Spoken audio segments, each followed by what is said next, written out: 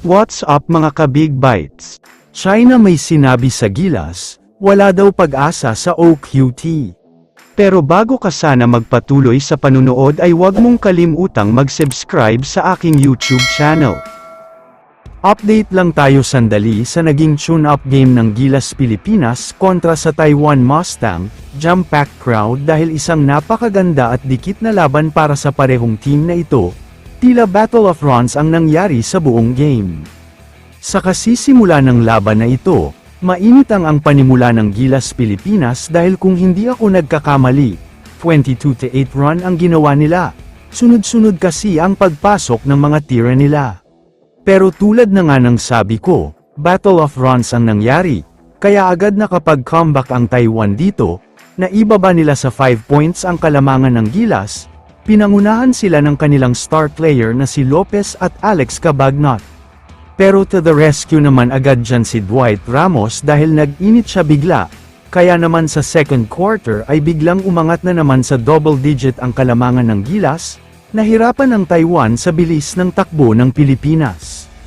Sa third quarter naman, dito na nagsimula ang major rally ng Taiwan, tila hindi sila nauubusan ng run sa laban na ito. Kaya naman ang double-digit na kalamangan ay naibaba na lang sa 3. Nagalit na ng husto si Coach Tim dito.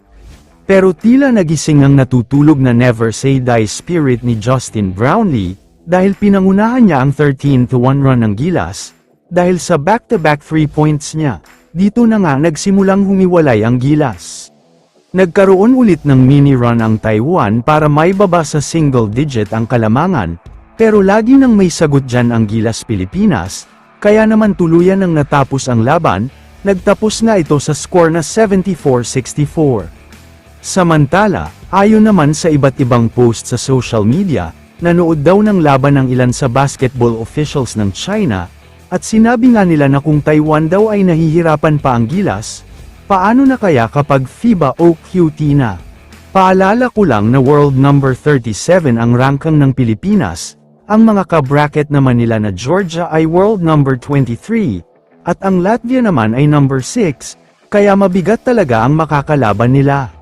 Sang-ayon ako sa China na kung ganun lang ang ipapakita ng Gilas sa OQT, matatambakan talaga sila ng malaki. Pero kung magkakaroon ng secret game plan at perfect game ang ipapakita nila, malaki ang chance na manalo sila. Kaya naman kung kayo ang tatanungin, ano ang masasabi nyo sa sinabi ng China? I-comment mo naman ang opinion mo tungkol sa tanong na ito. Dito na muna nagtatapos ang video na ito. Maraming salamat sa panunood mga ka-Big Bites. God bless sa inyong lahat.